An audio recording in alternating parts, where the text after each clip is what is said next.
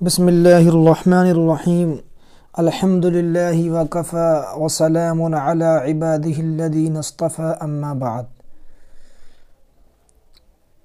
میرے دوستو عزیزو، اردو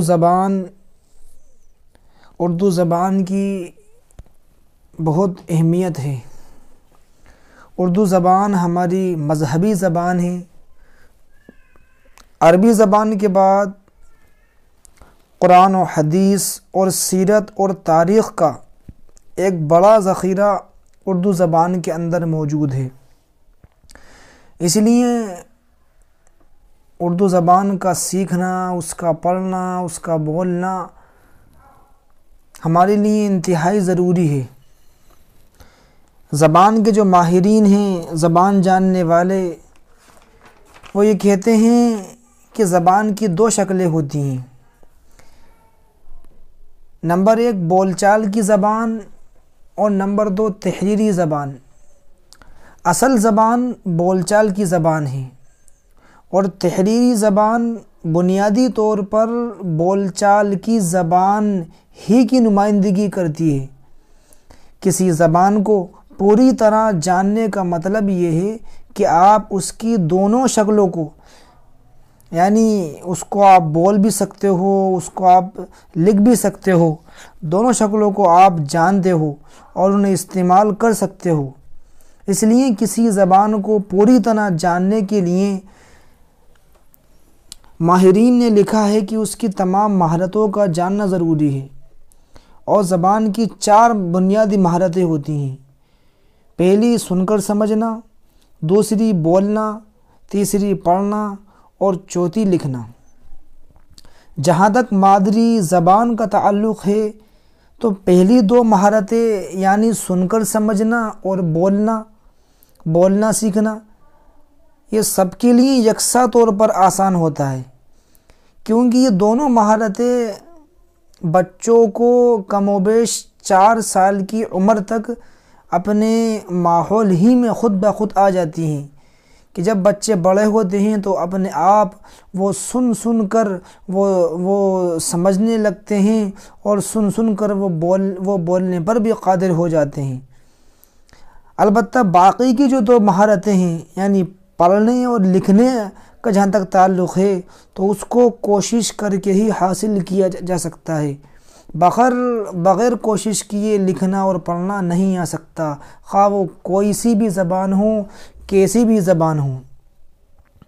اردو زبان کے تعلق سے یہ بات اچھی طرح سمجھ لینی چاہیے کہ اردو چونکہ ہماری مادری زبان ہے، اس لیے ہم سب لوگ تعلیم یافتہ ہوں یا غیر تعلیم یافتہ اسے جانتے ہیں اور بلا تکلف بولتے اور سمجھتے ہیں۔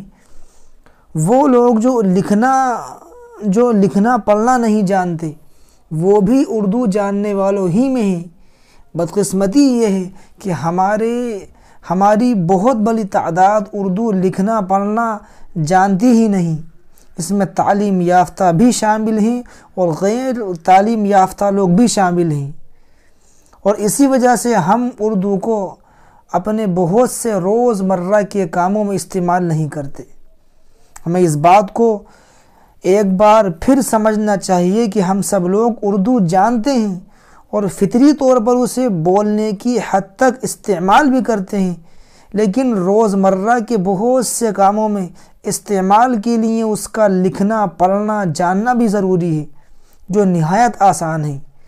یہ خیال ہی غلط ہے کہ اردو لکھنا پڑھنا اور سیکھنا کوئی مشکل کام ہے۔ ہاں، اردو نہ جاننے والوں کے لیے اردو زبان کا سیکھنا یہ مشکل ہو سکتا ہے، لیکن جن لوگوں کی مادری زبان ہی اردو ہے ان کے لیے اس کا لکھنا پڑھنا اور سیکھنا نہایت آسان ہے۔ یاد رکھیں، ہمیں اردو نہیں سیکھنا، اردو تو ہم جانتے ہیں، ہمیں تو صرف اس کا لکھنا سیکھنا ہے، اس کا پڑھنا سیکھنا ہے۔ اردو کی الف بیتیں لکھنے پڑھنے اور حروف کو ملا کر لکھنا پڑھنا اور سیکھنے سے یہ تمام خوبیاں بہت تھوڑے وقت میں حاصل ہو سکتی ہیں۔ ایک اندازے کے مطابق اگر ہم 1 مہینے تک مسلسل 1 گھنٹے روزانہ اردو کے جو حروف ہیں، الف ب ت، اور اس کے جو اعراب ہیں، زبر زیر پیش، اور اس کی جو علامات ہیں، جزم سکون وغیرہ، ان تمام کو ملائیں اور ملا کر ان کو لکھنے اور پڑھنے کی مشق کریں تو ہم کافی کچھ سیکھ سکتے ہیں۔ اور اگر 3 مہینے تک اس عمل کو ہم اگر جاری رکھیں تو اچھی خاصی اردو میں مہارت حاصل ہو سکتی ہے۔ لہٰذا انہی باتوں کے پیش نظر میں نے on line free Urdu classes شروع کرنے کا ارادہ کیا ہے، جس میں ہمارے وہ احباب جو اردو سے بالکل ناواقف ہیں یا بے پڑھے لکھے ہیں، یا وہ اسٹوڈنٹس جو اسکول کے اندر پڑھتے ہیں 8ویں کلاس میں، 10ویں کلاس میں اور اس سے اوپر، اور ان کا سبجیکٹ اردو ہے اور وہ اردو وہ پڑھ نہیں سکتے، تو وہ آسانی سے کم وقت میں انشاءاللہ یہاں اردو سیکھ سکتے ہیں۔